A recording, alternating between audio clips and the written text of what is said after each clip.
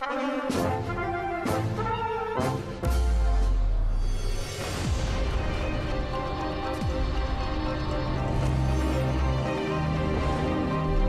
país é esse do tamanho dos Estados Unidos, mas com quase a metade da sua população?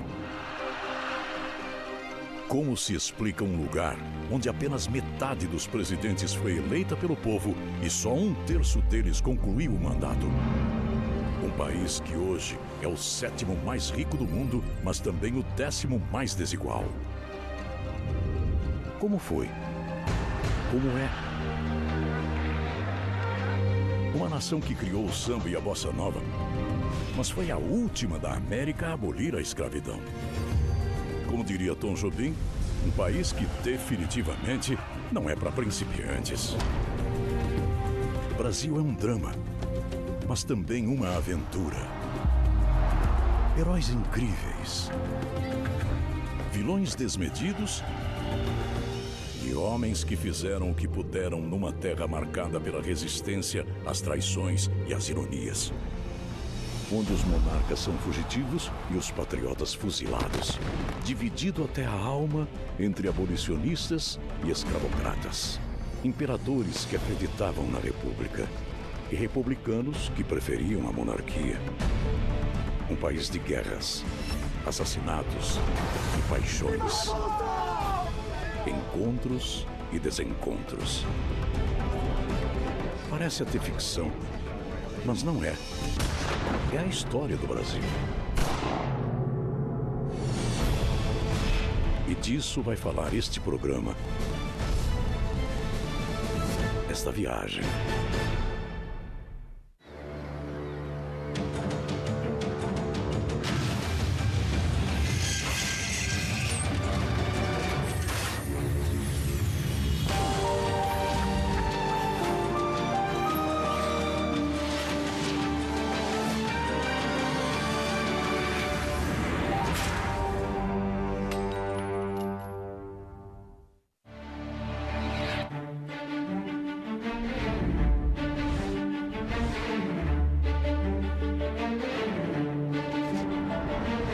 Então aqui estamos em Portugal. Do meu lado, a Lilian Moritz Schwartz, antropóloga, professora, historiadora. Isso. Lilian, então é aqui que a história do Brasil começa. Na verdade, Dan, aqui começa a história do Brasil independente, porque é o momento em que a coroa portuguesa resolve fazer as malas e partir para sua colônia tropical chamada Brasil. Eu sugiro que a gente vá ver o embarque. Sugestão tá aceita, vamos embora.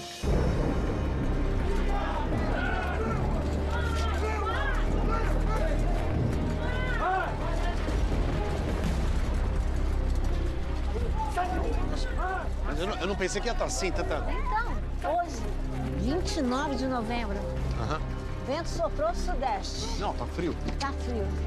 E a família real tá pronta para zarpar. Que horas são agora? 2 da manhã, a notícia era para ser um segredo, mas como você pode ver, se espalhou feito faísca.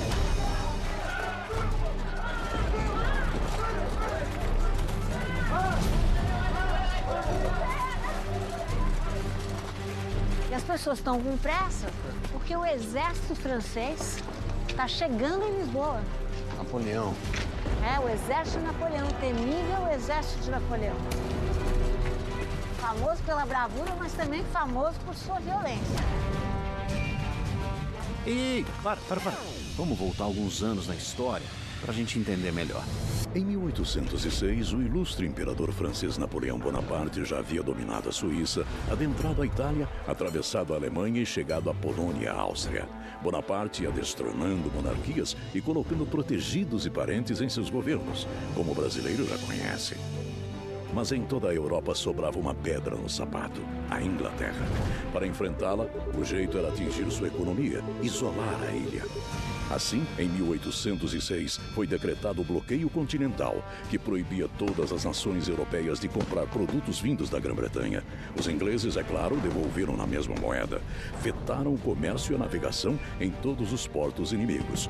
No meio disso tudo estava Portugal, em cima do muro, neutro enquanto podia. E agora José, quer dizer, e agora João? Bom, bem que o Dom João tentou manter essa política de neutralidade que consistia em fingir que agradava as duas nações. A França e a Inglaterra. Exatamente, mas não agradava a ninguém. Tanto que a Inglaterra começou a pressionar política e comercialmente, enquanto a França ameaçou invadir o território português. Então ele não queria guerra com um lado nem com o outro. Naturalmente, ficava mantendo essa posição de neutralidade enquanto pôde. É isso. Isso, era uma espécie de nem lá, nem cá. E, na verdade, o que ele não percebia é que a política toda estava ficando muito ameaçadora. Claro.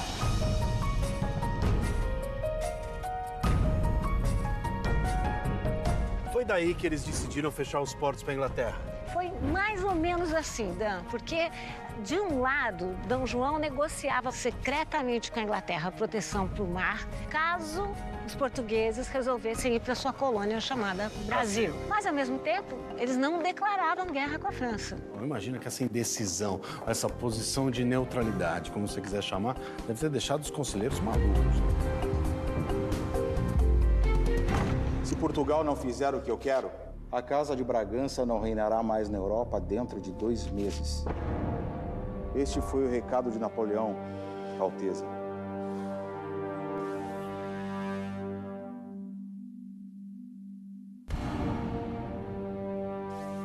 Alteza. Eu preciso de tempo para pensar. Não temos mais tempo. A família real precisa fazer a sua mudança para o ultramar. É fundamental a defesa do espaço atlântico português, a integridade da metrópole e do império, sem deixar de lado a fidelidade e a proteção para com os ingleses. Está sugerindo que a corte fuja do Rodrigo? Não. Só até os ânimos se acalmarem. O Império Português pode ser governado de qualquer uma dessas colônias da África, da Ásia, do Brasil. As informações que eu tenho da França, e Vossa Alteza sabe das excelentes ligações que tenho com o povo francês, me levam a crer que essa sugestão é absurda. É um passo muito arriscado. Está sendo contraditório. O argumento para uma aproximação com os franceses é justamente o medo e a recusa da Revolução. Vossa Alteza, acabo de receber o jornal de Napoleão. As tropas francesas chegaram a Abrantes. Casa Bragança cessa de reinar.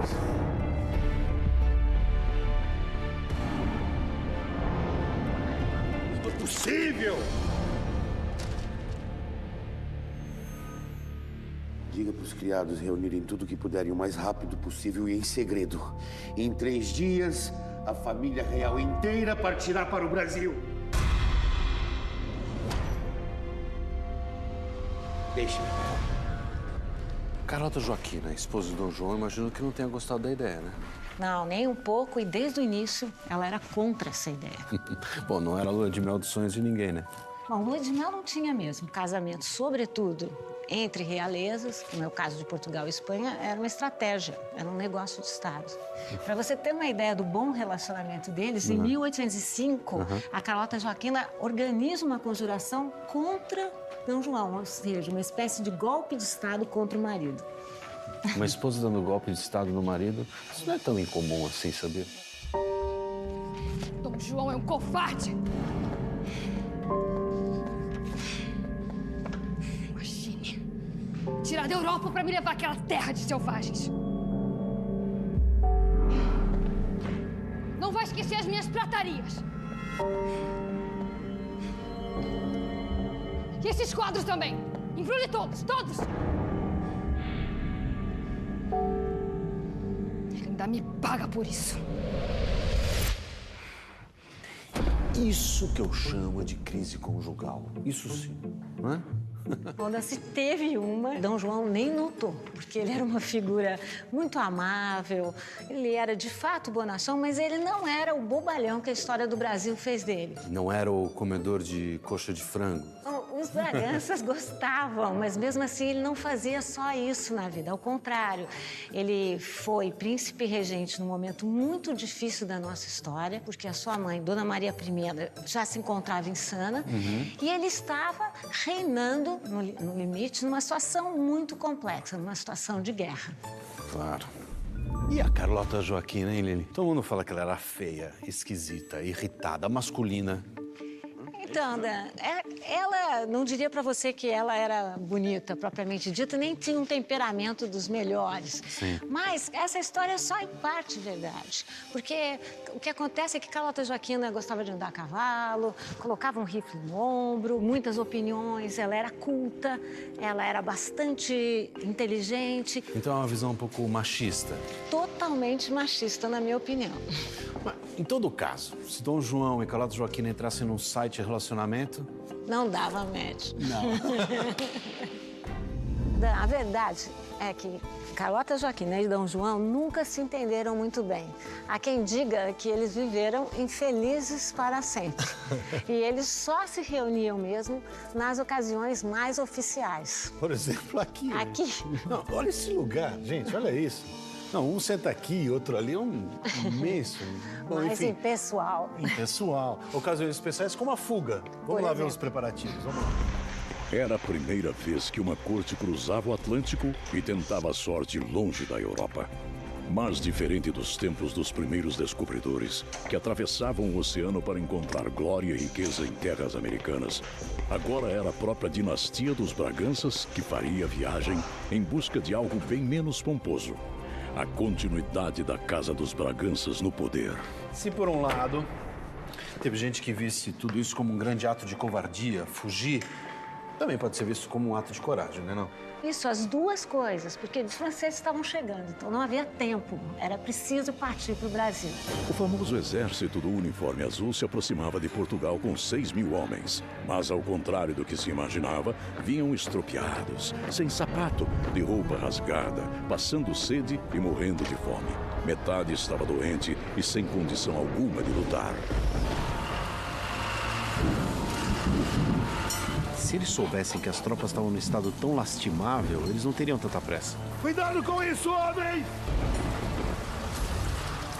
Não corra tanto, vão pensar que estamos a Encate os meus sapatos, seu inútil! Você quer que eu descalço naquela selva? Esse pessoal todo vai conseguir embarcar? Não, muita gente acabou ficando de fora.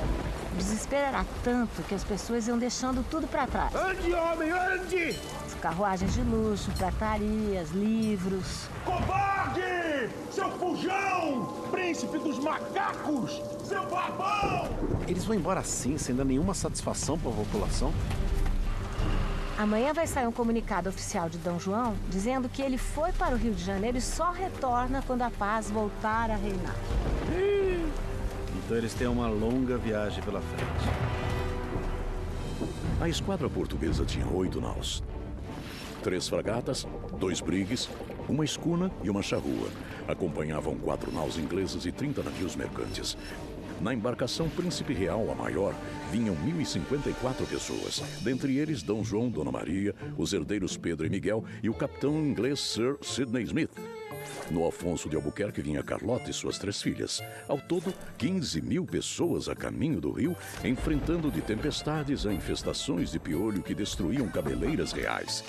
No meio do trajeto, pelo mau tempo ou por decisão política, a caravela da família real decidiu desviar para a antiga capital do Brasil, Salvador, que, contrariando os preconceitos do nosso Brasil, se preparou às pressas para receber o rei depois de 54 dias ao mar.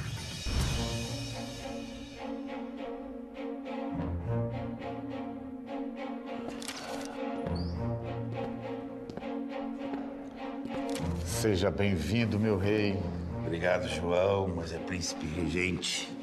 Príncipe regente. Não importa, majestade, para mim é rei. Permita-lhe que eu lhe apresente meu grande amigo, José da Silva Lisboa. Lisboa é um liberal, um defensor das ideias de Adam Smith. Apenas sou entusiasta da liberdade de câmbio, mas não do liberalismo político. Essas opiniões já lhe custaram algum mal-estar com a opinião pública, sabe? A opinião pública? Não conheço essa senhora. Majestade, deixa que eu lhe mostre os nossos fatos, os nossos números. Podemos sentar? Por favor. Nessa época, Portugal proibia as colônias de fazer comércio direto com outros países, o que estava dificultando a vida econômica das elites locais. Nós temos uns navios repletos de mercadorias que não podem zarpar. Por ordem minha. Os naus só podem ir da colônia para a coroa. Mas Portugal está na mão daquele maldito Napoleão, sabe-se lá até quando. Pois então, eu sugiro a Vossa Alteza que aplique um pouco do liberalismo inglês aqui em vossas terras. Majestade, nós preparamos este documento para a sua apreciação. Juntos, convencem o monarca a assinar o decreto de abertura dos portos brasileiros às nações amigas. Ficam em suspenso todas as leis, cartas régias ou outras ordens que até aqui proibiam neste estado do Brasil o recíproco comércio e navegação entre os meus vassalos e estrangeiros.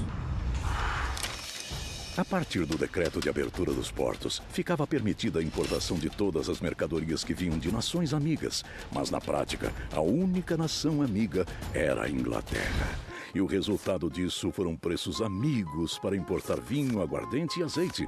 Agora o brasileiro pagaria apenas o dobro de imposto. Mas o benefício não terminava aí.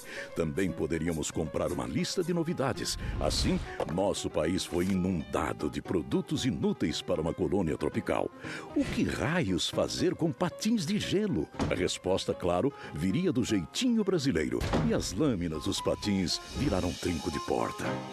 A Bahia hoje é o lugar perfeito para férias, mas Dom João não descansou um minuto. Antes de zarpar para o Rio, ainda fundou uma escola de cirurgia e autorizou a instalação no Brasil de fábricas de vidro, pólvora e de uma companhia de seguros. Bom, senhores, creio que estou pronto para partir para o Rio de Janeiro. Ah, Vossa Majestade, fique mais um pouco. Meu rei, não vá embora. Fique mais um pouco. Fique, meu rei.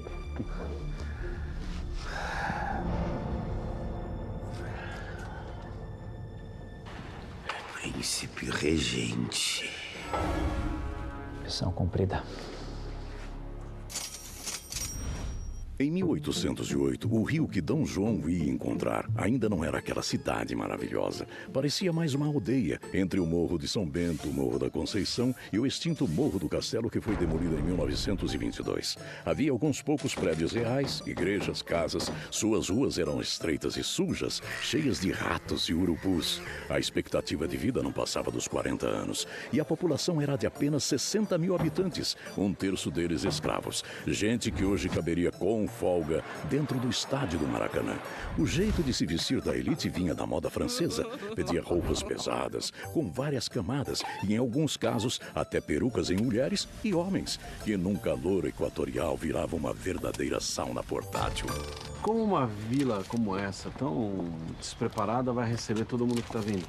Olha, a situação era mesmo complicada. A cidade toda tinha em torno de 60 mil habitantes.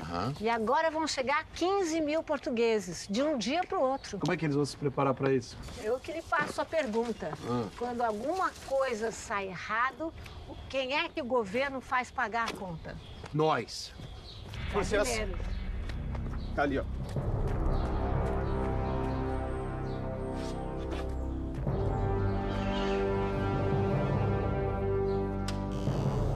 O que o senhor está fazendo? Essa casa é minha. A partir de hoje ela é propriedade real. E eu vou pra onde? Isso não é problema meu. Ordens da coroa. Propriedade real, coisa nenhuma. Estão nos colocando na rua.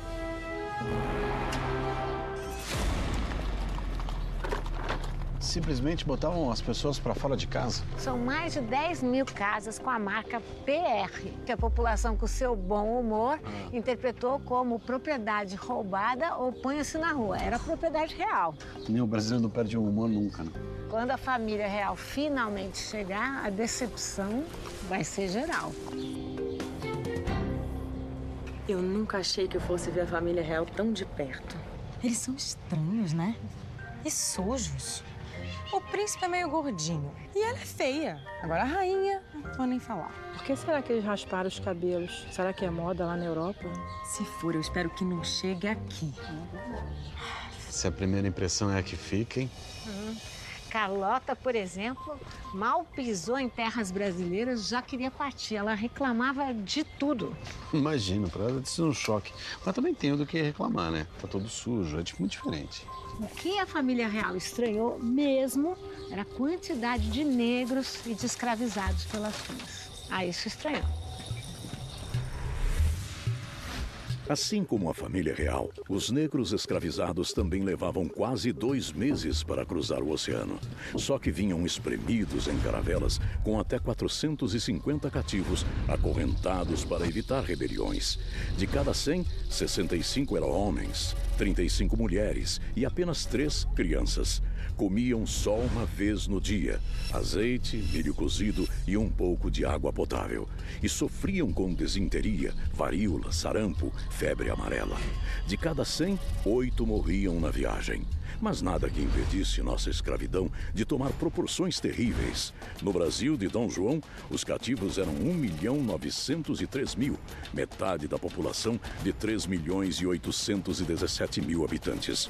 Outros 526.000 eram negros, nascidos livres ou libertos. E sobravam 1.043.000 brancos. E apenas 259.000 indígenas aldeados. O Brasil, na época do descobrimento, tinha 3 milhões de índios. Onde é que eles estão agora, em 1808? Bom, a essa altura, grande parte já está dizimada. Em parte por causa das epidemias que vieram com os brancos, em parte por causa dos aldeamentos das missões jesuíticas. Nessa época, a América teria perdido 95% da sua população. Um genocídio. De certa maneira, as coisas são e não são como a primeira carta que Pero Vaz de Caminha escreveu sobre o Brasil nos idos de 1500. Se na carta de Pero Vaz de Caminha, o escrivão fala da simplicidade dos índios e sua comunhão com a natureza, o viajante português Gabriel Soares de Souza trouxe uma imagem ligeiramente diferente. A língua desse gentio é o Tupi-Guarani, que carece de 3 letras. Não se acha nela F, nem L, nem R, coisa digna de espanto, porque assim não tem fé, nem lei, nem rei. E desta maneira vive-se sem justiça e desordenadamente.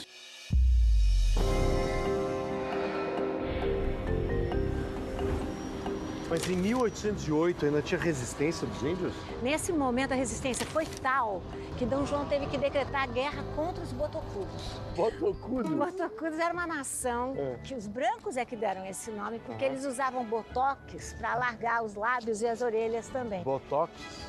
Não era botox, era botox. Criaram o botox? Os índios são demais. E aí? E eram considerados pelos brancos índios muito bravos, porque resistiam. E por que eles declararam guerra aos índios? Porque eles ficavam apenas e tão somente na região do Rio Doce. Já ouviu falar? Claro, um dos maiores acidentes ecológicos que a gente teve na história desse país. Exatamente, então tinham muitos interesses econômicos em questão nesse momento. Bom, mas imagina que por uma colônia do tamanho do Brasil, os índios não fossem o único problema. Não, com certeza não, Del. No sul, o problema de Dom João estava na banda oriental, onde hoje fica o Uruguai. A região estratégica era disputada por portugueses, espanhóis e ingleses, e depois de 1810 também pelos argentinos agora independentes da Espanha. Em 1811, tropas rebeldes de Buenos Aires cercam Montevidéu, que pede ajuda a Dom João. Uma tropa de 4.000 soldados marcha para a banda oriental, mas um acordo entre os argentinos e uruguaios pelas costas de Dom João acaba esfriando a briga de vizinhos, por pouco tempo. Então Dom João mandou 4.000 homens para a banda oriental à toa? À toa não foi. Na verdade, Dom João achava que ele tinha direitos na região até o Rio da Prata. Então essa história não acabou agora. Não, de jeito nenhum. Tanto que em 1825 vai estourar o conflito da Cisplatina por conta disso. Lília, o Passo. Esse lugar aqui foi a primeira morada de Dom João quando ele chegou aqui no Rio de Janeiro. Na verdade, isso aqui era ainda mais agitado do que nos dias de hoje e era sobretudo tomado por africanos. Aqui que era chamada Pequena África. Exatamente. Mas a movimentação também era por causa do porto. Isso, porque nesse momento começavam a vir navios de todos os lugares do mundo e o Rio de Janeiro não estava preparado para isso. Claro, era o novo Tratado de Livre Comércio. Exatamente, de todos os lugares, de repente, de Londres, da África, do Oriente até da Oceania, começavam a chegar navios diretamente e sem passar por Lisboa. E esse é o tratado? Então, quer dar uma olhada? É claro que eu quero.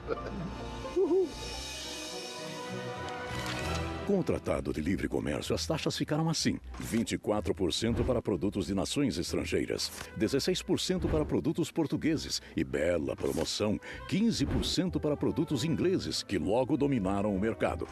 Era o preço da ajudinha a Portugal durante a fuga de 1808.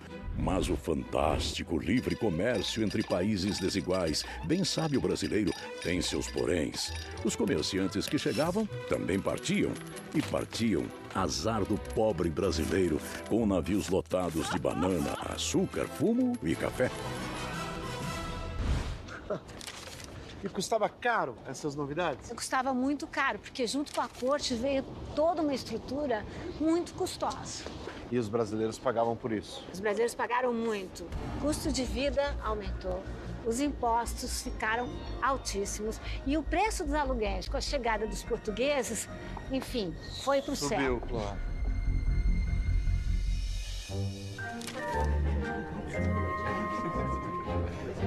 Dizem que o brasileiro adora fila, essa é pra quê? Então, é a cerimônia do beijamão. O D. João recebe diariamente seus súditos aqui na sala do trono. A capela foi muito danificada com as últimas chuvas. Eu mandarei o meu construtor lá, logo mais. Não tem fila VIP, não tem preferencial. Isso é bom, né? Todo mundo junto. Tudo assim, junto e misturado mesmo. Ah, e durante o beijinho tem um cochicho, uma negociata.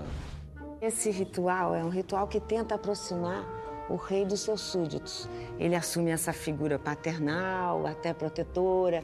E nessa hora, nessa fila aqui, ele ouve bons votos, recebe queixas, pedidos, de tudo um pouquinho. Os seus pães que me alegram. Elias! É uma honra ter presença tão ilustre na colônia.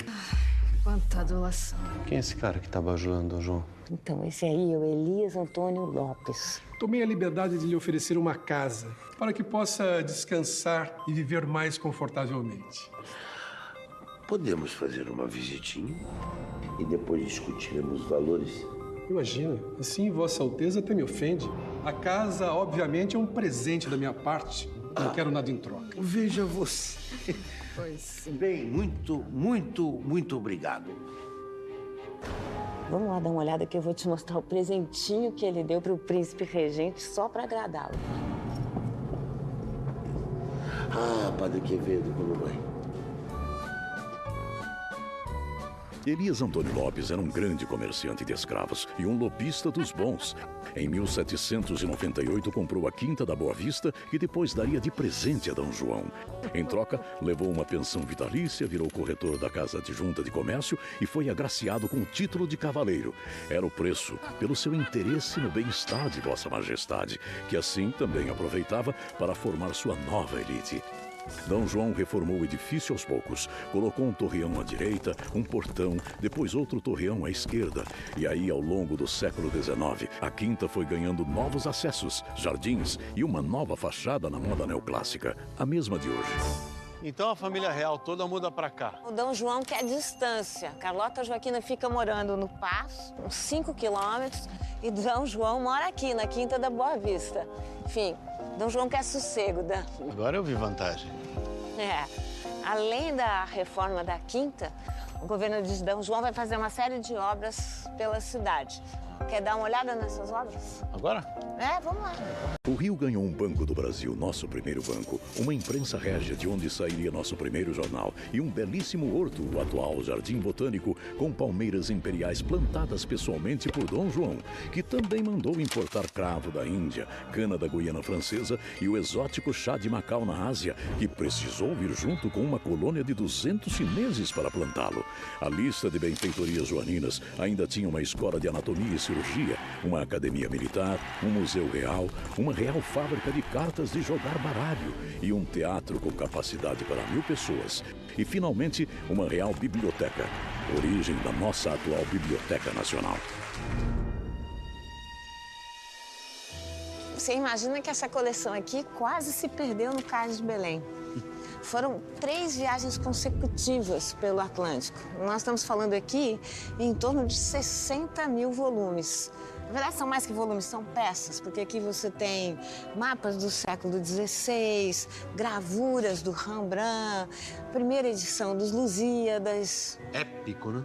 Uma biblioteca desse porte é sinal de legitimidade. É como se fosse um símbolo do conhecimento acumulado. Você acha que ter uma biblioteca melhora a imagem do país? Não existia exatamente uma política cultural dos portugueses para sua colônia, até 1808. Vou te dar um exemplo. Até essa data, era proibido existirem universidades no Brasil. E nos países vizinhos?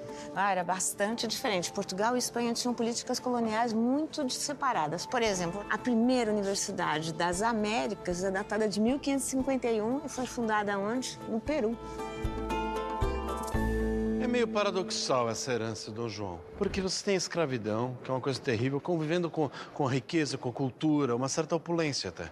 Você tá certo. Deixa eu só te esclarecer uma coisa. Esse prédio aqui é de 1910. Certo. A biblioteca original passou por uma série de outros locais. Bom, isso aqui é imponente, né? Como foi imponente todo o Rio de Janeiro de Dom João, que passou por um banho de civilização. Que trouxe novos hábitos. O fato é que a colônia precisava se vestir de metrópole. Mas presta atenção. Toda essa prosperidade tem lá seu preço, né? Eu sei quem é que vai pagar. Pois é. Eu adoro o ano de 1910. Eu também. Corinthians, 1º de setembro. Corinthians, é nós. D. João trouxe ao Brasil metade do dinheiro circulante em Portugal e outros 80 milhões de cruzados em ouro e diamantes, que não deram nem para o começo. Para custear toda a despesa real, os tribunais, o exército e botar de pé todas as benfeitorias, a saída era aumentar impostos. Familiar? Eram taxas sobre o tabaco, a carne, o vinho, veículos de 2 ou 4 rodas e também 5% sobre a venda de escravos, 10% sobre a transação de terrenos, 10% sobre o rendimento de todos os prédios urbanos. Um trisavô do IPTU atual que o brasileiro paga, acredite se quiser, até hoje. São os elegantes enfiteus e laudêmio e foro, impostos que rendem mais de 150 milhões de reais por ano à Sua Alteza República Federativa do Brasil. Rádio Band News FM para as últimas notícias. E agora uma pausa. As pessoas não reclamaram desse aumento de impostos? Digo assim, claro, não tinha Facebook, é evidente, mas não fez uma passeata, não falou nada. O que é que os jornais disseram? Esse é o ponto, Dan. Até 1808, até a vinda de Dom João, era proibida a imprensa. Proibida? Só quando Dom João chega que eles criam uma imprensa régia, mas que nasce oficial. Moço, dá pra me passar uma Gazeta do Rio, por favor? Aqui está. Obrigada, viu? Olha lá, primeiro jornal do Brasil oficial e era publicado, o principal redator era um religioso, Frei Tiburcio. Tudo oficial? Tudo oficial. Todos os decretos que a corte faz. Sim. Que mais? Notícias da Europa, de preferência aquelas que criticavam Napoleão e elogiavam a corte. Mas não tinha nada de oposição, nenhum jornal de oposição, né? Aqui, no Brasil, proibido. Em junho de 1808, foi lançado em Londres o Correio Brasiliense, escrito pelo jornalista Hipólito da Costa. Hipólito era um brasileiro que havia fugido de Portugal para a Inglaterra depois de ser preso acusado de ser maçom. Em Londres, livre da censura e influenciado pelos ideais iluministas, ele escrevia duras análises políticas sobre o Brasil. Hipólito até preservava Dom João de críticas pessoais, mas não poupava uma linha sequer para detonar o seu governo. Depois do Correio Brasiliense, da Gazeta do Rio de Janeiro, vão surgir outros jornais. Alguns contra, outros a favor de Dom João, a maioria fora do Brasil. Olha aqui. Napoleão perde a guerra. Em 1814, o expansionismo militar francês chegou ao fim e em 1815, Napoleão foi finalmente derrotado em Waterloo. O Congresso de Viena, reunião das grandes potências europeias, França incluída, tratou de restaurar a velha ordem das dinastias. Mas nada que impedisse uma nova explosão de ideias iluministas e movimentos revolucionários pela Europa. Uma onda que ainda cruzou o oceano e causou a independência da América Inglesa e das colônias espanholas uma a uma. No Brasil, Dom João já nem jantava em paz. Como manter intacto seu enorme território? Em 1815, ele decide elevar o Brasil ao status de Reino Unido a Portugal e Algarves, decisão inédita na história que transformava a colônia em sede de sua própria metrópole. De longe, tudo parece bem calmo, mas só de longe. Mas enfim, essa onda revolucionária vai chegar aqui, né? Isso repercute aqui. Exatamente. Em 1816, essas ideias já estão germinando. E agora uma pausa na programação da Rádio Band News FM para as últimas notícias. Chega a nós que acaba de falecer neste 20 de março de 1816, aos 81 anos, Sua Majestade Fidelíssima a Rainha Maria I. O corpo será sepultado no Convento do Carmo, na cidade do Rio de Janeiro. Voltamos em breve com mais detalhes da corte.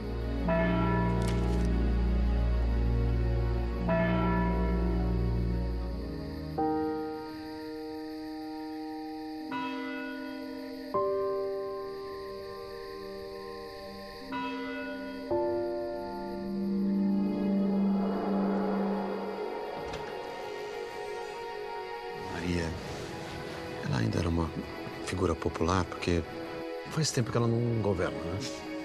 Olha, da popular ela não era, mas ainda assim era a rainha. E essa morte tem um imenso simbolismo para a monarquia. Certo. E um imenso clima político também, né? O que eu quero dizer? Morreu a rainha, mas parece que está surgindo uma coisa nova aqui. O país ainda vai ficar um ano de luto. Mas nesse momento já começa a preparação para a coroação de um novo rei, Dom João. E de uma nova rainha, Carlota Joaquina.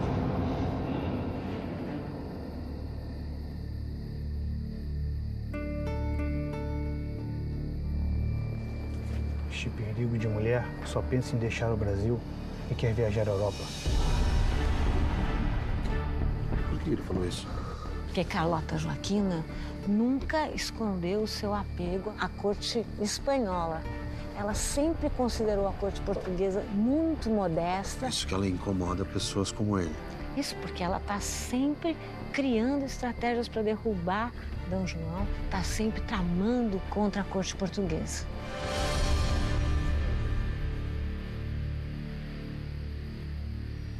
Carlota Joaquina era filha de Carlos e irmã de Fernando, que perderam a coroa da Espanha para José Bonaparte, irmão de Napoleão. Esperta, ela viu na reviravolta a chance de assumir o trono perdido e as colônias espanholas. Chegou a conspirar com a ajuda de Sir Sidney e planejar uma viagem a Buenos Aires. Mas nada como dormir com o inimigo. Dom João tinha interesse nas terras vizinhas, em especial na Banda Oriental, e barrou a manobra. Até que em 1816, a morte de Dona Maria faz de Dom João e Carlota finalmente rei e rainha de Portugal. Era um adiós forçado para tão desejado trono espanhol de Carlota. E tudo resolvido como nas melhores famílias.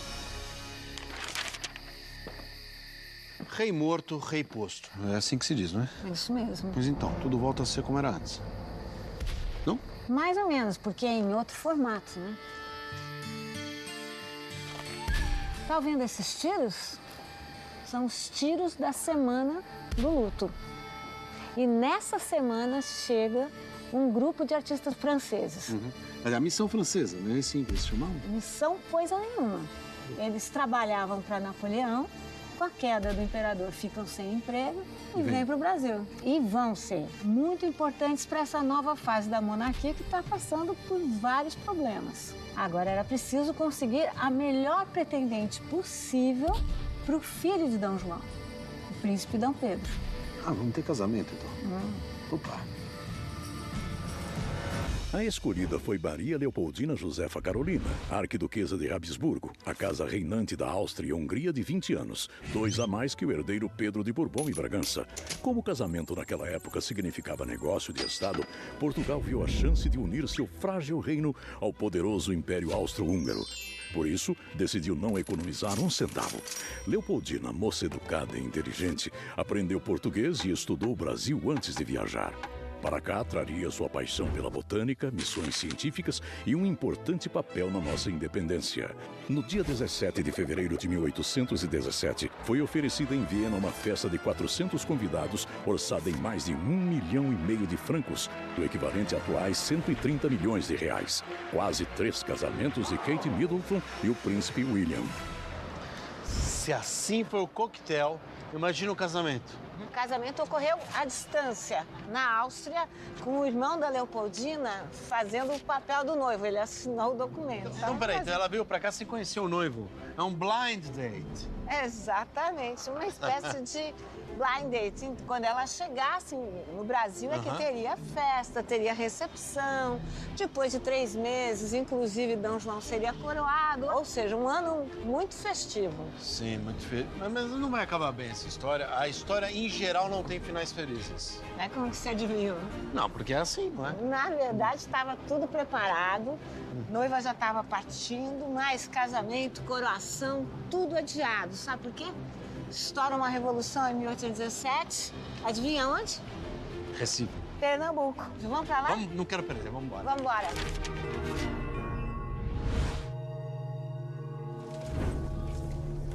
Lília, como começa a revolução? Então, no dia 6 de março de 1817, ocorre o crime do Leão Coroado, aqui em Recife, no quartel do Exército. E como foi? Foi, na verdade, foi um motim, né? Um capitão da artilharia, o tal do Leão. Ele recebeu voz de prisão, reage e mata o seu comandante português. Então, um militar revoltoso. Isso mesmo. Bom, esses foram os rebeldes que começaram a Revolução. Mas depois aderiram oficiais brasileiros, negociantes liberais, os grandes proprietários ricos e um grupo de padres instruídos nas famosas e perigosas leituras francesas. Por exemplo? As influências dos iluministas.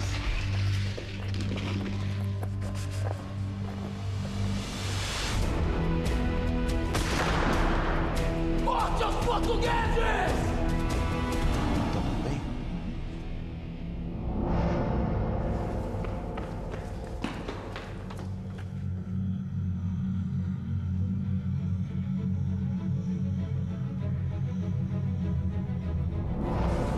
Viva a República! Viva!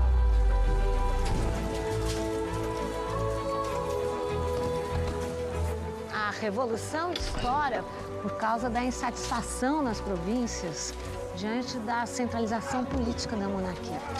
Os rebeldes, eles querem autonomia. Como é que a corte e a capital reagem a tudo isso? Reage instaurando uma repressão imediata. Mas dessa vez, os revoltosos vão vencer. Me dá um spoiler. Eles vão conseguir proclamar a república? Vão sim, não, vão. Eles vão criar um governo provisório. E o que eu posso te dizer é que o reino parece um barril de pólvora. Quase 10 anos depois do desembarque no Brasil em 1808, a monarquia enfrenta seu momento mais difícil. E ninguém imagina o quanto as coisas ainda iriam se complicar. Viva o patriota Frei Caneca! Viva! Viva o patriota Padre Miguelino! Viva! Com a Revolução Pernambucana em curso, está criado o caldo político que finalmente levará brasileiros e portugueses a outro marco, a proclamação da independência de 1822.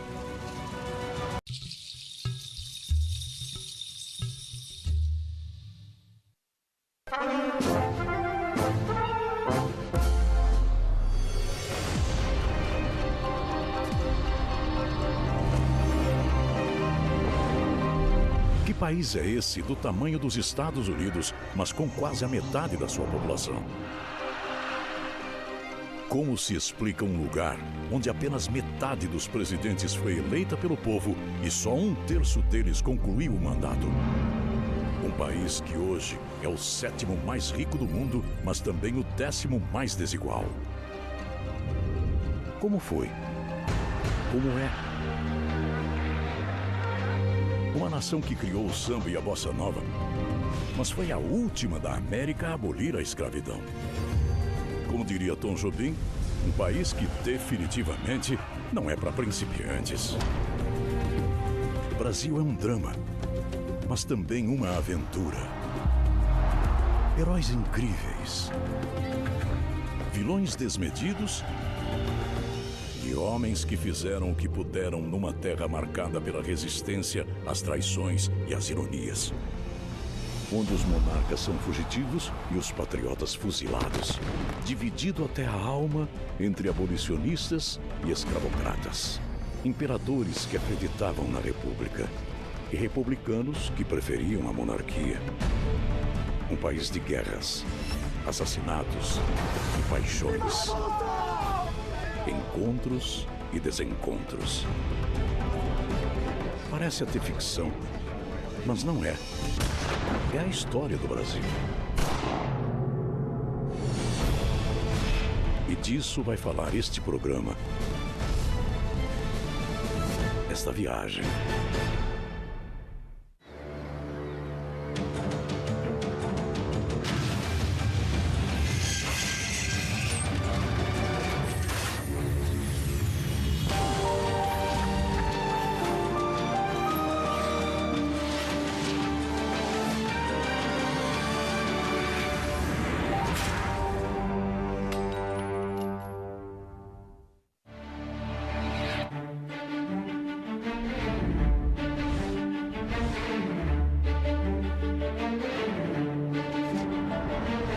Então aqui estamos em Portugal. Do meu lado, a Lilian Moritz Schwartz, antropóloga, professora, historiadora. Isso. Lilian, então é aqui que a história do Brasil começa. Na verdade, Dan, aqui começa a história do Brasil independente, porque é o momento em que a coroa portuguesa resolve fazer as malas e partir para sua colônia tropical chamada Brasil. Eu sugiro que a gente vá ver o embarque. Sugestão aceita, vamos embora.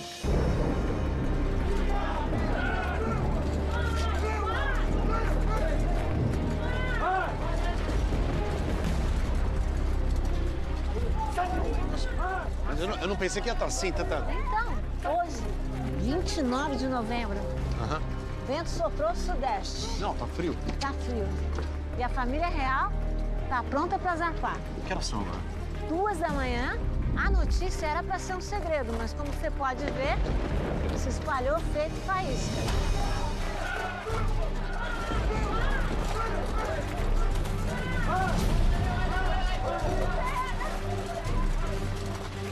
E as pessoas estão com pressa porque o exército francês está chegando em Lisboa. Napoleão. É, o exército de Napoleão, o temível exército de Napoleão. Famoso pela bravura, mas também famoso por sua violência.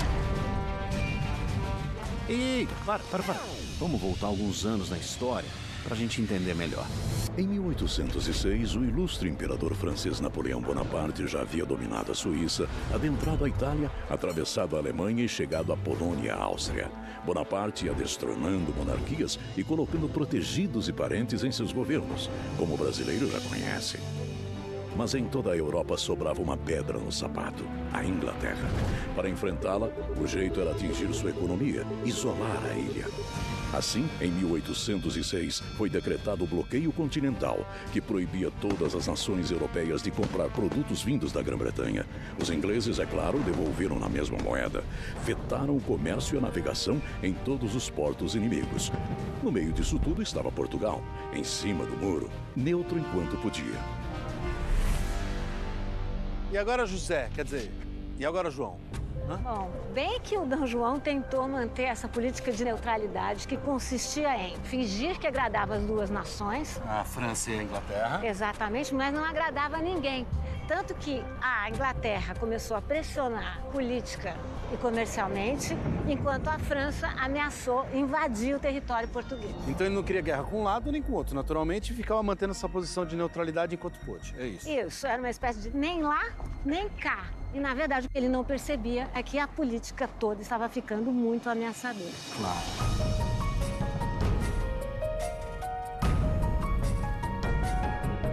Foi daí que eles decidiram fechar os portos para a Inglaterra?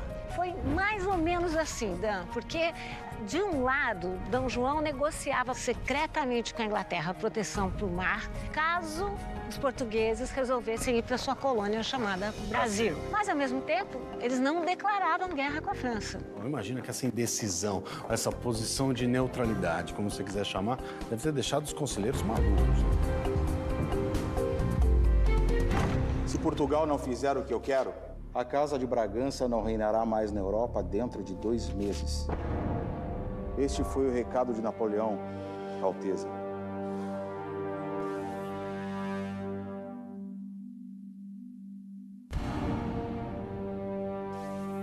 Alteza? Eu preciso de tempo para pensar. Não temos mais tempo. A família real precisa fazer a sua mudança para ultramar. É fundamental a defesa do espaço atlântico português, a integridade da metrópole e do império, sem deixar de lado a fidelidade e a proteção para com os ingleses. Está sugerindo que a corte fuja do Rodrigo? Não. Só tem os ânimos se acalmarem. O Império Português pode ser governado de qualquer uma dessas colônias, da África, da Ásia, do Brasil. As informações que eu tenho da França, e Vossa Alteza sabe das excelentes ligações que tenho com o povo francês, me levam a crer que essa sugestão é absurda. É um passo muito arriscado. Está sendo contraditório. O argumento para uma aproximação com os franceses é justamente o medo e a recusa da Revolução. Vossa Alteza, acabo de receber o jornal de Napoleão. As tropas francesas chegaram a Abrantes. Casa Bragança cessa de reinar.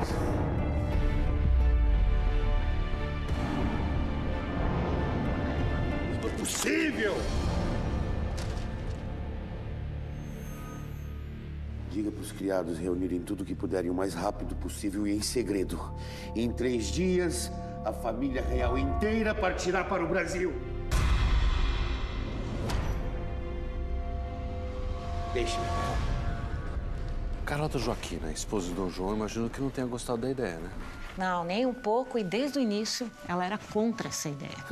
Bom, não era a lua de mel dos sonhos de ninguém, né? Bom, lua de mel não tinha mesmo. Casamento, sobretudo, entre realezas, no meu caso de Portugal e Espanha, era uma estratégia, era um negócio de Estado. Para você ter uma ideia do bom relacionamento deles, em 1805, a Carlota Joaquina organiza uma conjuração contra Dom João, ou seja, uma espécie de golpe de Estado contra o marido. Uma esposa dando golpe de Estado no marido, isso não é tão incomum assim, sabia? Dom João é um covarde! Imagine, tirar da Europa para me levar àquela terra de selvagens.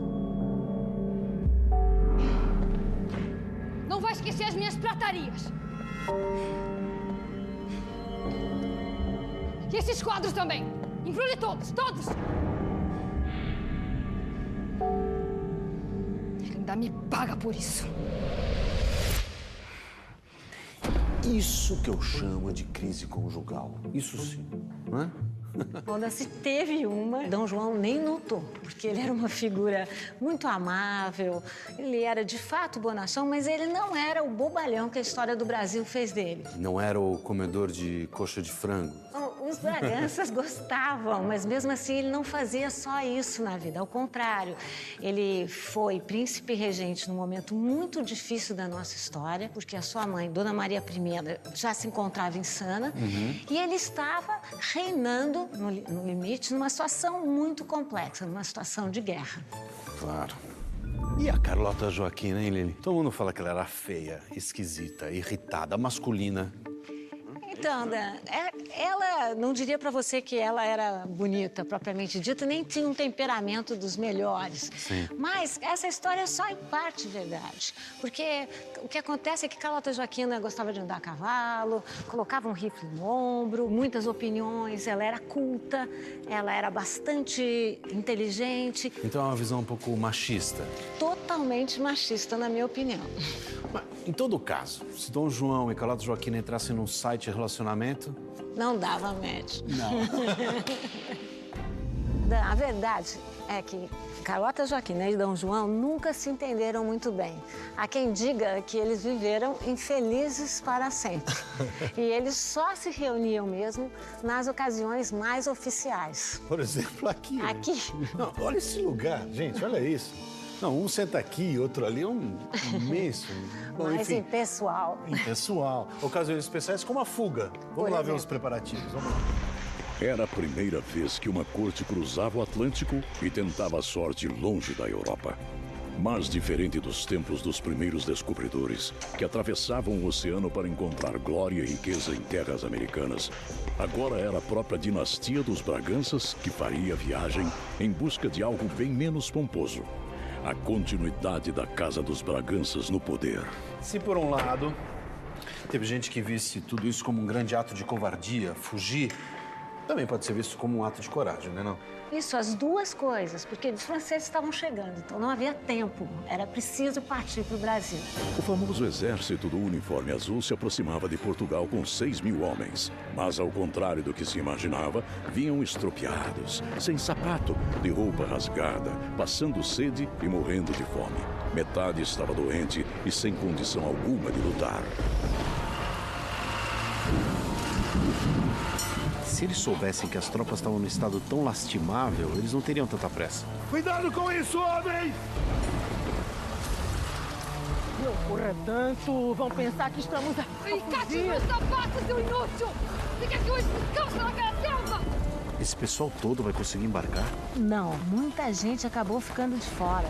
O desespero era tanto que as pessoas iam deixando tudo para trás. Ande, homem, ande!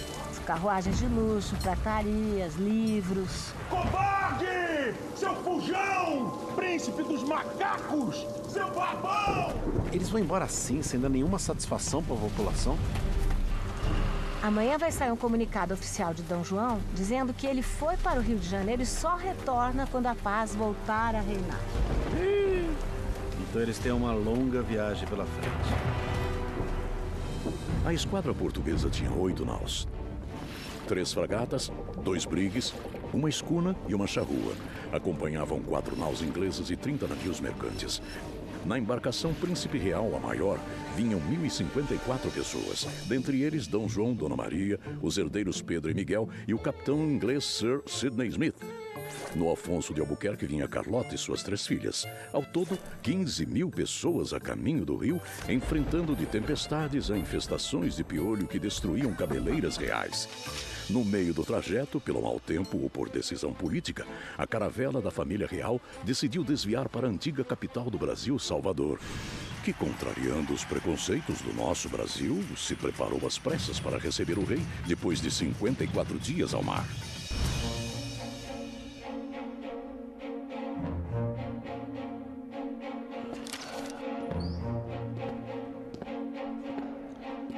Seja bem-vindo, meu rei. Obrigado, João, mas é príncipe regente. Príncipe regente. Não importa, majestade, para mim é rei. Permita-lhe que eu lhe apresente meu grande amigo, José da Silva Lisboa. Lisboa é um liberal, um defensor das ideias de Adam Smith. Apenas sou entusiasta da liberdade de câmbio, mas não do liberalismo político. Essas opiniões já lhe custaram algum mal-estar com a opinião pública, sabe? A opinião pública? Não conheço essa senhora. Majestade, deixa que eu lhe mostre os nossos fatos, os nossos números. Podemos sentar? Por favor. Nessa época, Portugal proibia as colônias de fazer comércio direto com outros países, o que estava dificultando a vida econômica das elites locais.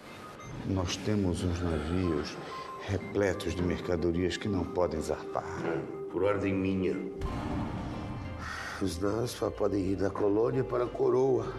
Mas Portugal está na mão daquele maldito Napoleão, sabe-se lá até quando. Pois então, eu sugiro a Vossa Alteza que aplique um pouco do liberalismo inglês aqui em vossas terras. Majestade, nós preparamos este documento para a sua apreciação. Juntos, convencem o monarca a assinar o decreto de abertura dos portos brasileiros às nações amigas. Ficam em suspenso todas as leis, cartas régias ou outras ordens que até aqui proibiam neste estado do Brasil o recíproco comércio e navegação entre os meus vassalos e estrangeiros. A partir do decreto de abertura dos portos, ficava permitida a importação de todas as mercadorias que vinham de nações amigas, mas na prática, a única nação amiga era a Inglaterra. E o resultado disso foram preços amigos para importar vinho, aguardente e azeite. Agora o brasileiro pagaria apenas o dobro de imposto. Mas o benefício não terminava aí. Também poderíamos comprar uma lista de novidades. Assim, nosso país foi inundado de produtos inúteis para uma colônia tropical. O que raios fazer com patins de gelo? A resposta, claro, viria do jeitinho brasileiro. E as lâminas dos patins viraram trinco de porta. A Bahia hoje é o lugar perfeito para férias, mas Dom João não descansou um minuto. Antes de zarpar para o Rio, ainda fundou uma escola de cirurgia e autorizou a instalação no Brasil de fábricas de vidro, pólvora e de uma companhia de seguros. Bom, senhores, creio que estou pronto para partir para o Rio de Janeiro. Ah, Vossa Majestade, fique mais um pouco. Meu rei, não vá embora. Fique mais um pouco. Fique, meu rei.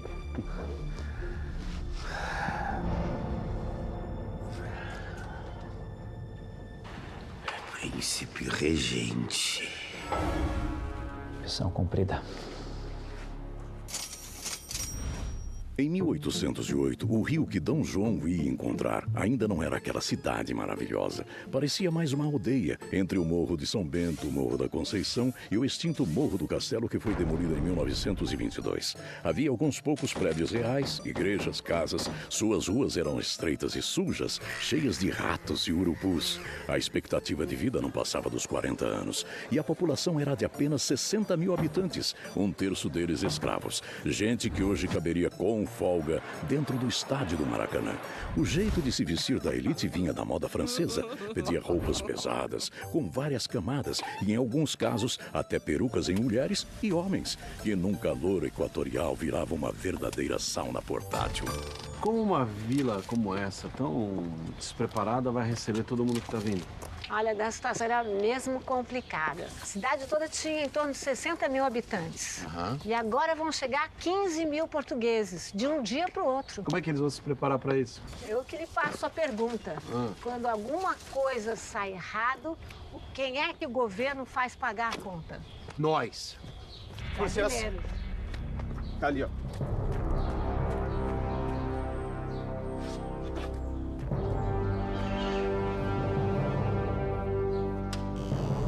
O que o senhor está fazendo? Essa casa é minha. A partir de hoje, ela é propriedade real. E eu vou pra onde? Isso não é problema meu. Ordens da coroa. Propriedade real, coisa nenhuma. Estão nos colocando na rua.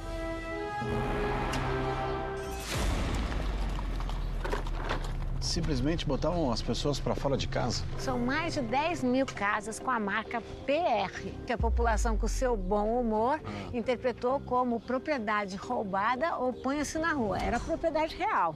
Nem o brasileiro não perde o humor nunca, né? Quando a família real finalmente chegar, a decepção vai ser geral.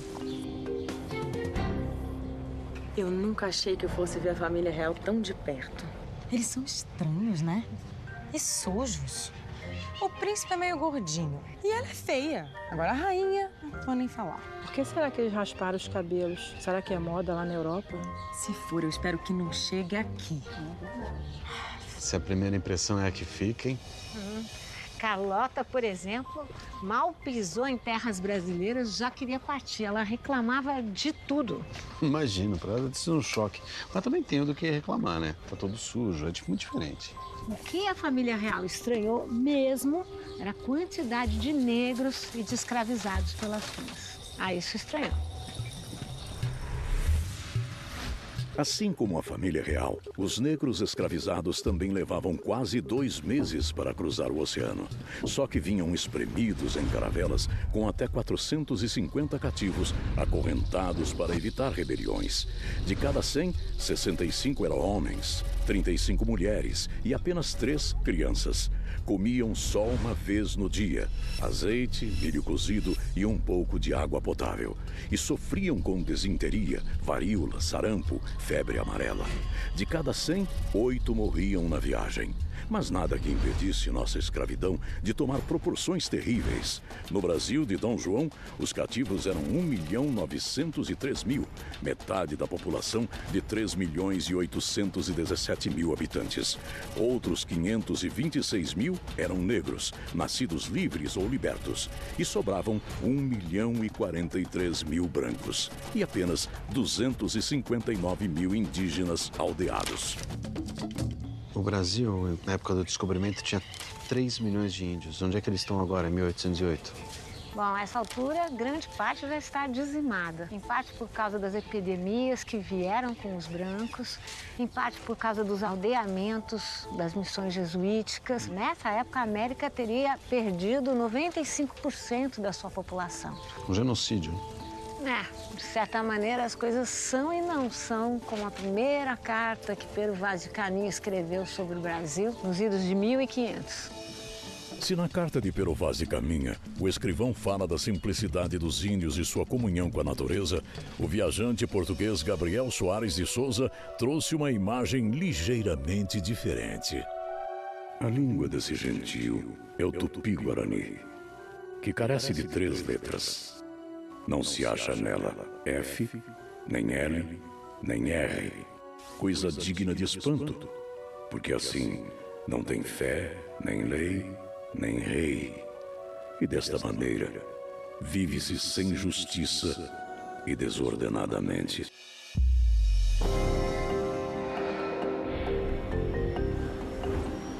Mas em 1808 ainda tinha resistência dos índios? Nesse momento, a resistência foi tal que D. João teve que decretar guerra contra os botocudos. Botocudos? Botocudos era uma nação que os brancos é que deram esse nome porque eles usavam botox para alargar os lábios e as orelhas também. Botox? Não era botox, era botox. Criaram botox? Os índios são demais. E aí? E eram considerados pelos brancos índios muito bravos, porque resistiam. E por que eles declararam guerra aos índios? Porque eles ficavam apenas e tão somente na região do Rio Doce. Já ouviu falar? Claro, um dos maiores acidentes ecológicos que a gente teve na história desse país. Exatamente, então tinham muitos interesses econômicos em questão nesse momento. Bom, mas imagina que por uma colônia do tamanho do Brasil, os índios não fossem o único problema. Não, com certeza não, Del. No sul, o problema de D. João estava na banda oriental, onde hoje fica o Uruguai. A região estratégica era disputada por portugueses, espanhóis e ingleses, e depois de 1810 também pelos argentinos, agora independentes da Espanha. Em 1811, tropas rebeldes de Buenos Aires cercam Montevidéu, que pede ajuda a D. João. Uma tropa de 4.000 soldados marcha para a banda oriental, mas um acordo entre os argentinos e uruguaios pelas costas de D. João acaba esfriando a briga de vizinhos, por pouco tempo. Então D. João mandou 4.000 homens para a banda oriental à toa? À toa não foi. Na verdade, D. João achava que ele tinha direitos na região, até o Rio da Prata. Então essa história não acabou agora. Não, de jeito nenhum. Tanto que em 1825 vai estourar o conflito da Cisplatina por conta disso. Lília, o Passo. Esse lugar aqui foi a primeira morada de D. João, quando ele chegou aqui no Rio de Janeiro. Na verdade, isso aqui era ainda mais agitado do que nos dias de hoje e era, sobretudo, tomado por africanos. Aqui que era chamada Pequena África. Exatamente. Mas a movimentação também era por causa do porto. Isso, porque nesse momento começavam a vir navios de todos os lugares do mundo e o Rio de Janeiro não estava preparado para isso. Claro, era o novo Tratado de Livre Comércio. Exatamente, de todos os lugares, de repente, de Londres, da África, do Oriente, até da Oceania, começavam a chegar navios diretamente e sem passar por Lisboa. E esse é o tratado? Então, quer dar uma olhada? É claro que eu quero. Uhul. Com o Tratado de Livre Comércio, as taxas ficaram assim: 24% para produtos de nações estrangeiras, 16% para produtos portugueses e, bela promoção, 15% para produtos ingleses, que logo dominaram o mercado. Era o preço da ajudinha a Portugal durante a fuga de 1808. Mas o fantástico livre comércio entre países desiguais, bem sabe o brasileiro, tem seus poréns. Os comerciantes que chegavam também partiam. E partiam, azar do pobre brasileiro, com navios lotados de banana, açúcar, fumo e café. E custava caro essas novidades? Custava muito caro, porque junto com a corte veio toda uma estrutura muito custosa. E os brasileiros pagavam por isso? Os brasileiros pagaram muito. O custo de vida aumentou. Os impostos ficaram altíssimos. E o preço dos aluguéis, com a chegada dos portugueses, enfim, foi pro céu. Subiu, claro.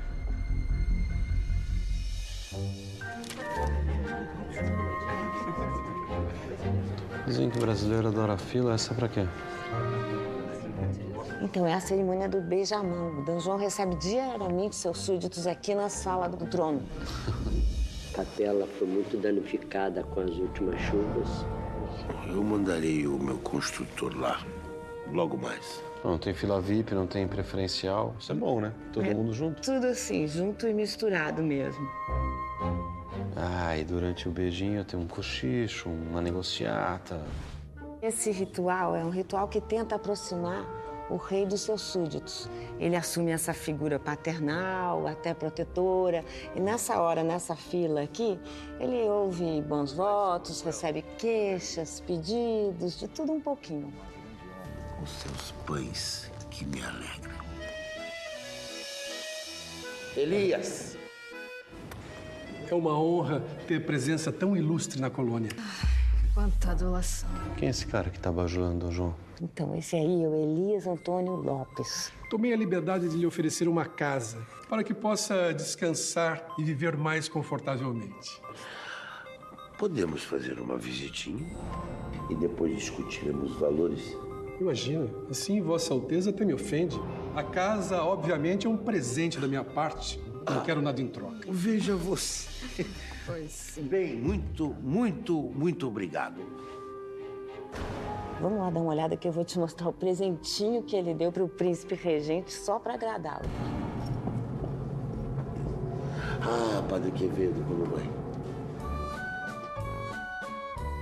Elias Antônio Lopes era um grande comerciante de escravos e um lobista dos bons. Em 1798, comprou a Quinta da Boa Vista, que depois daria de presente a Dom João. Em troca, levou uma pensão vitalícia, virou corretor da Casa Adjunta de Comércio e foi agraciado com o título de cavaleiro. Era o preço pelo seu interesse no bem-estar de Vossa Majestade, que assim também aproveitava para formar sua nova elite. Dom João reformou o edifício aos poucos. Colocou um torreão à direita, um portão, depois outro torreão à esquerda. E aí, ao longo do século XIX, a quinta foi ganhando novos acessos, jardins e uma nova fachada na moda neoclássica, a mesma de hoje. Então a família real toda muda pra cá. O Dom João quer distância. Carlota Joaquina fica morando no Paço, uns 5 quilômetros, e Dom João mora aqui, na Quinta da Boa Vista. Enfim, Dom João quer sossego, Dan. Agora eu vi vantagem. Além da reforma da Quinta, o governo de Dom João vai fazer uma série de obras pela cidade. Quer dar uma olhada nessas obras? Agora? Vamos lá. O Rio ganhou um Banco do Brasil, nosso primeiro banco, uma imprensa régia de onde sairia nosso primeiro jornal e um belíssimo horto, o atual Jardim Botânico, com palmeiras imperiais plantadas pessoalmente por Dom João, que também mandou importar cravo da Índia, cana da Guiana Francesa e o exótico chá de Macau na Ásia, que precisou vir junto com uma colônia de 200 chineses para plantá-lo. A lista de benfeitorias joaninas ainda tinha uma escola de anatomia e cirurgia, uma academia militar, um museu real, uma real fábrica de cartas de jogar baralho e um teatro com capacidade para 1000 pessoas. E, finalmente, uma real biblioteca, origem da nossa atual Biblioteca Nacional. Você imagina que essa coleção aqui quase se perdeu no Cais de Belém. Foram 3 viagens consecutivas pelo Atlântico. Nós estamos falando aqui em torno de 60 mil volumes. Na verdade, são mais que volumes, são peças, porque aqui você tem mapas do século XVI, gravuras do Rembrandt, primeira edição dos Lusíadas. Épico, né? Uma biblioteca desse porte é sinal de legitimidade. É como se fosse um símbolo do conhecimento acumulado. Você acha que tem uma biblioteca a melhor imagem do país? Não existia exatamente uma política cultural dos portugueses para sua colônia, até 1808. Vou te dar um exemplo. Até essa data, era proibido existirem universidades no Brasil. E nos países vizinhos? Era bastante diferente. Portugal e Espanha tinham políticas coloniais muito separadas. Por exemplo, a primeira Universidade das Américas é datada de 1551 e foi fundada onde? No Peru. É meio paradoxal essa herança, Dom João. Porque você tem escravidão, que é uma coisa terrível, convivendo com riqueza, com cultura, uma certa opulência até. Você tá certo. Deixa eu só te esclarecer uma coisa. Esse prédio aqui é de 1910. Certo. A biblioteca original passou por uma série de outros locais. Bom, isso aqui é imponente, né? Como foi imponente todo o Rio de Janeiro de Dom João, que passou por um banho de civilização. Que trouxe novos hábitos. O fato é que a colônia precisava se vestir de metrópole. Mas presta atenção, toda essa prosperidade tem lá seu preço, né? Eu sei quem é que vai pagar. Pois é. Eu adoro o ano de 1910. Eu também. Corinthians, 1º de setembro. Corinthians, é nós. D. João trouxe ao Brasil metade do dinheiro circulante em Portugal e outros 80 milhões de cruzados em ouro e diamantes, que não deram nem para o começo.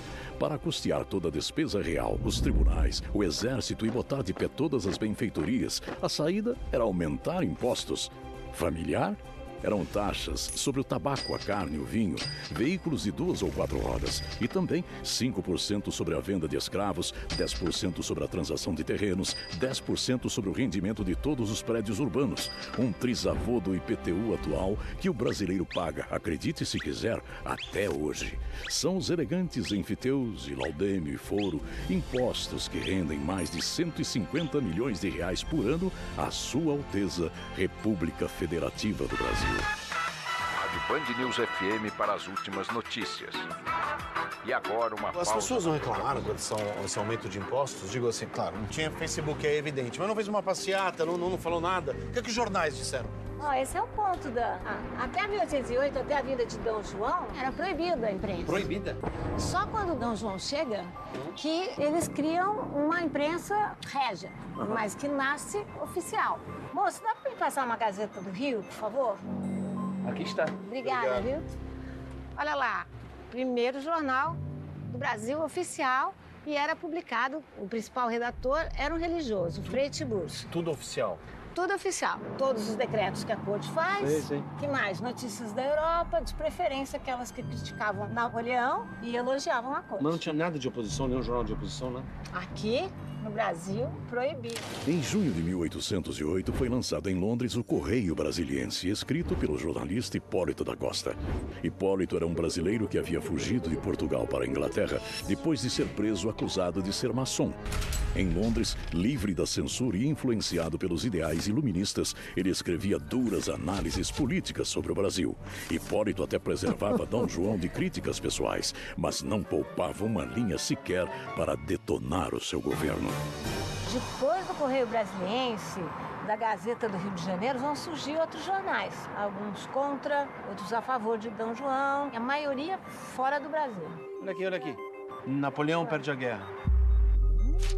Em 1814, o expansionismo militar francês chegou ao fim e em 1815, Napoleão foi finalmente derrotado em Waterloo.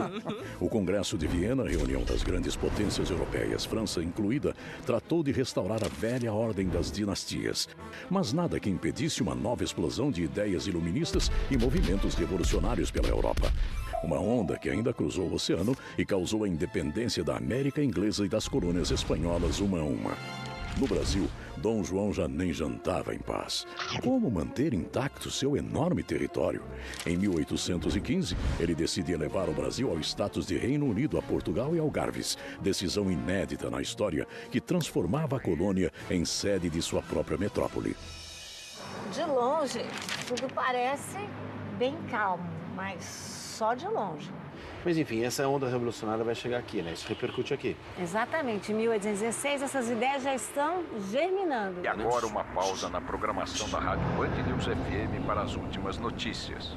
Chega a nós que acaba de falecer neste 20 de março de 1816, aos 81 anos, Sua Majestade Fidelíssima a Rainha Maria I. O corpo será sepultado no Convento do Carmo, na cidade do Rio de Janeiro. Voltamos em breve com mais detalhes da corte.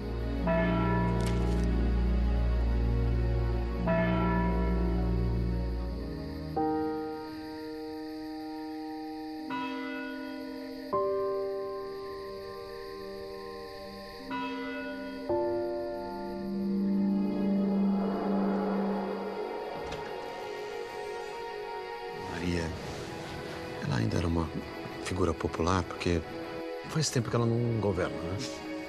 Olha, da popular ela não era, mas ainda assim era a rainha. E essa morte tem um imenso simbolismo para a monarquia. Certo. E um imenso clima político também, né? O que eu quero dizer? Morreu a rainha, mas parece estar surgindo uma coisa nova aqui. O país ainda vai ficar um ano de luto. Mas nesse momento já começa a preparação para a coroação de um novo rei, D. João. E de uma nova rainha, Carlota Joaquina.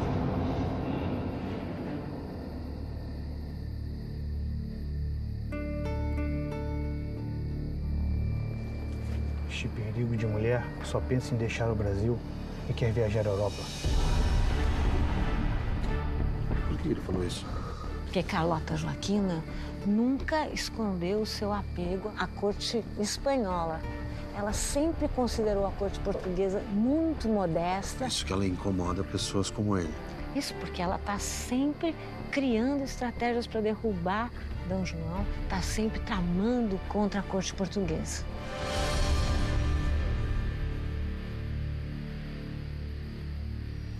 Carlota Joaquina era filha de Carlos e irmã de Fernando, que perderam a coroa da Espanha para José Bonaparte, irmão de Napoleão.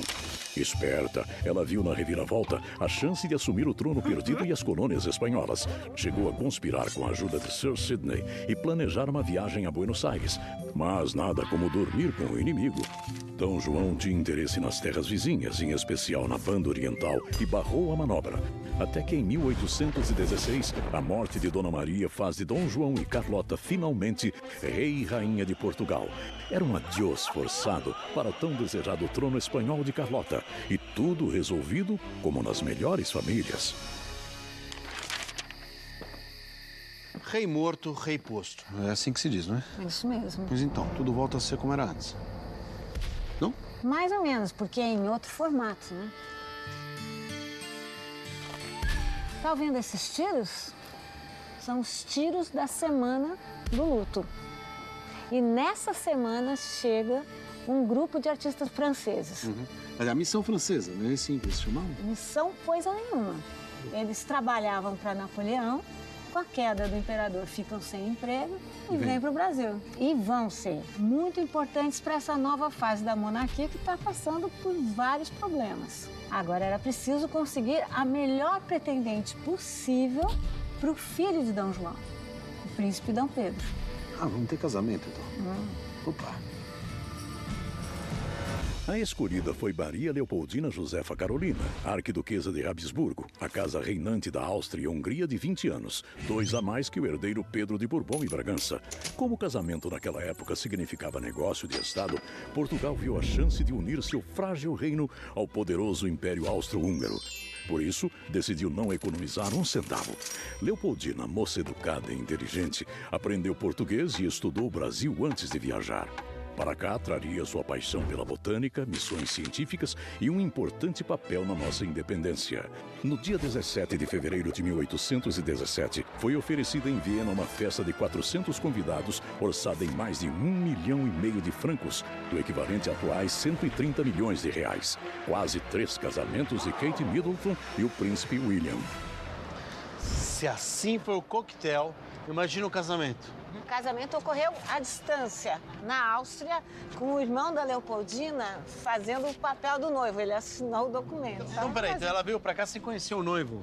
É um blind date. Exatamente, uma espécie de blind date. Quando ela chegasse no Brasil é que teria festa, teria recepção. Depois de 3 meses, inclusive, D. João seria coroado. Ou seja, um ano muito festivo. Sim, muito feliz. Mas não vai acabar bem essa história. A história, em geral, não tem finais felizes. É como que você adivinhou? Não, porque é assim, não é? Na verdade, estava tudo preparado.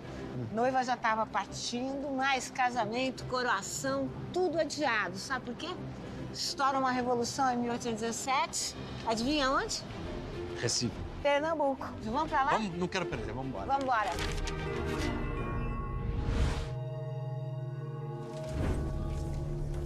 Lília, como começa a revolução? Então, no dia 6 de março de 1817, ocorre o crime do Leão Coroado, aqui em Recife, no quartel do Exército. E como foi?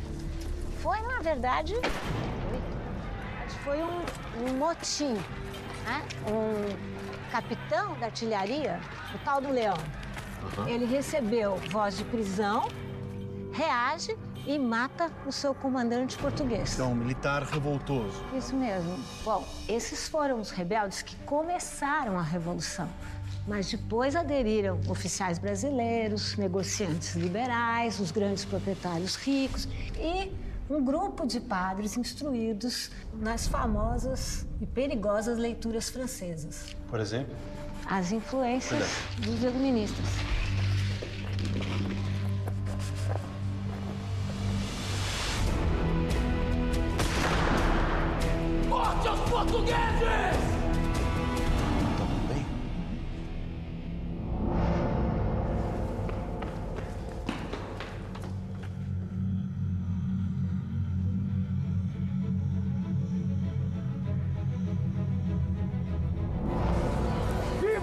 República! Viva!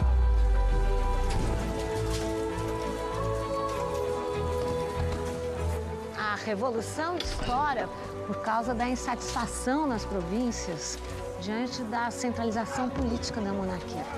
Os rebeldes, eles querem autonomia. Como é que a corte, a capital, reage a tudo isso? Reage instaurando uma repressão imediata. Mas dessa vez, os revoltosos vão vencer. Me dá um spoiler. Eles vão conseguir proclamar a república? Vão sim, vão. Eles vão criar um governo provisório. E o que eu posso te dizer é que o reino parece um barril de pólvora. Quase 10 anos depois do desembarque no Brasil em 1808, a monarquia enfrenta seu momento mais difícil. E ninguém imagina o quanto as coisas ainda iriam se complicar. Viva o patriota Frei Caneca! Viva! Viva o patriota Padre Miguelino! Viva! Com a Revolução Pernambucana em curso, está criado o caldo político que finalmente levará brasileiros e portugueses a outro marco, a proclamação da independência de 1822.